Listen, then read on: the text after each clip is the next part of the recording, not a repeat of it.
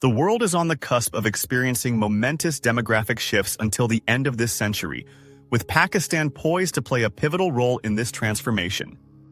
Today, we'll dive into the future of Pakistan's population, exploring where it's heading by 2100, and what this means for its people, its economy, and its place in the world. Pakistan has over 250 million people. Every year, the country adds the equivalent the size of its second-largest city, Lahore, 15 million to its population.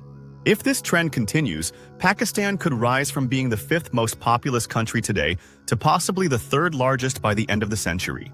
According to the UN population projections, Pakistan's population is expected to keep growing steadily for decades. By 2050, it could surpass 380 million. And by 2100, different projections place it between 450 to 511 million people, making Pakistan one of the largest populations in the world, even rivaling the size of entire continents like Europe. This dramatic growth stands in stark contrast with regional and global trends. While most nations, including Pakistan's neighbors, will see their populations peak and decline within the coming decades, Pakistan's population will keep growing well beyond the end of the century. Think of it like a balloon. Each year, more air is being pumped in. But the question is, will this balloon rise Pakistan high into the skies of prosperity or burst under its own pressure? But first, we need to figure out that what is driving this massive growth? Well, one key factor is Pakistan's relatively high fertility rate compared to most of the world countries, where birth rates are actually declining. Pakistan's total fertility rate, TFR, is at 3.61 children per woman, well above the replacement rate of 2.1. This TFR is among the highest in the world. In fact, except for Afghanistan, every neighboring country already has a fertility rate at or below the replacement level of 2.1. That means Pakistani women are having 3-4 children on average, while in other countries, women are having just 1 to 2 children in their lifetime. Pakistan's TFR isn't projected to fall below replacement until 2080. Even by 2100, Pakistan's TFR at 1.93 will be among the highest in the world. This results in a striking reality. Nearly 2/3 of the population is under 30.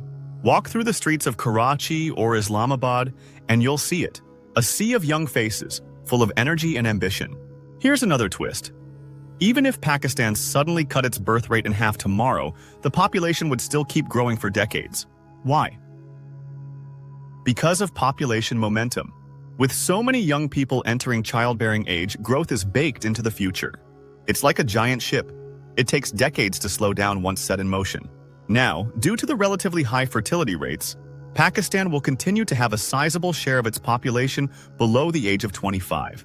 While countries in Pakistan's neighborhood, including China, India, Bangladesh, and Iran, have all seen their youth population consistently decline since 2014, Pakistan's youth population will only peak in 2069 at 178.70 million, then slightly decline to 165.8 million by 2100.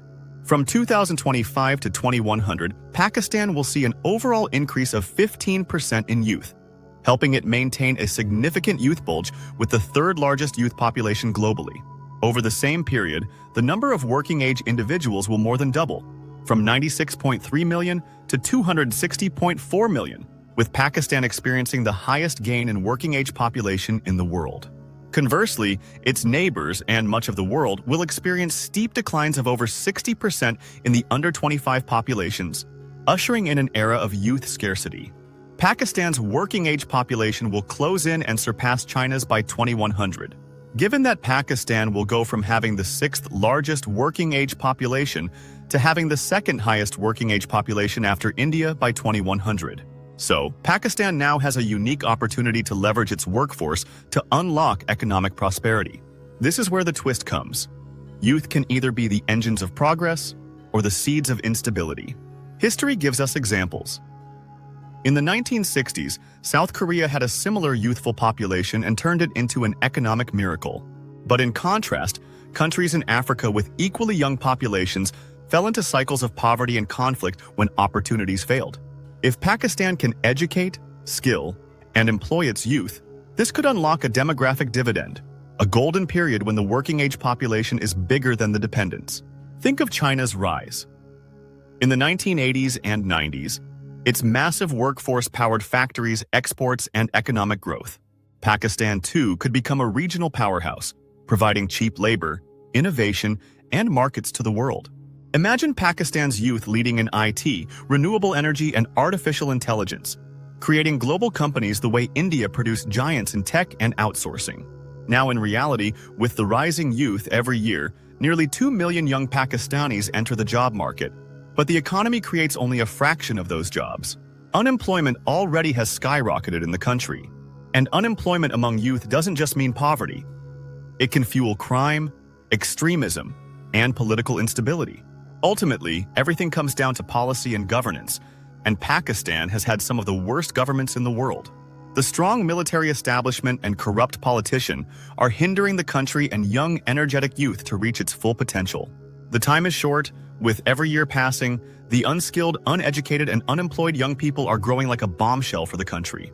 Given the working-age population and unemployment growing in parallel, Pakistan has the highest negative net migration in the world, with 1.6 million more people leaving the country than entering in 2023, a position that it is expected to retain over the next 76 years.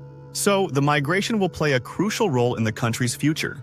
While this presents challenges, especially in terms of brain drain, it simultaneously offers immense opportunity to harness the potential of Pakistan's ever-expanding diaspora. Targeted investments in the diaspora could serve as critical components of Pakistan's economic strategy, propelling growth and development. Here is another dark side of the story. Pakistan already struggles with water shortages, electricity blackouts, and food insecurity. By 2100, if the population doubles, these crises could multiply. Take water. Pakistan is already on the verge of being a water-scarce nation. With nearly 500 million people, rivers like the Indus may no longer be enough. Cities could face day zero scenarios like Cape Town, where taps run dry. Hospitals are overcrowded, schools are underfunded, and infrastructure in cities like Karachi is already crumbling under today's population. What happens when the population is twice as large? Pakistan is one of the countries most vulnerable to climate change. Floods in 2022 and now in 2025 displaced millions and caused billions in damages. Imagine such disasters hitting a population twice as large. Forests, farmland, and water resources are already shrinking. More people means more pressure and more destruction of natural ecosystems. It's not just an environmental issue, it's a survival issue. So where does this story go? History gives us two contrasting endings. Countries like Singapore invested in education, strict governance, and innovation, turning a small nation into an economic tiger. But others with weak governance watched their youthful populations turn into unrest and chaos. For Pakistan, the difference will be made by policy choices: expanding quality education, creating millions of jobs, managing water and energy sustainably, empowering women to make informed family planning decisions. Without such reforms, Pakistan's population growth may not be its strength, but its downfall. Clearly, Pakistan needs immense policies and efforts to manage the huge young population in its own favor. Otherwise, what could be Pakistan's greatest strength, its people, may grow into its greatest catastrophe. Would the young population will be able to lead Pakistan to the world's top economic power? Share your thoughts in the comments.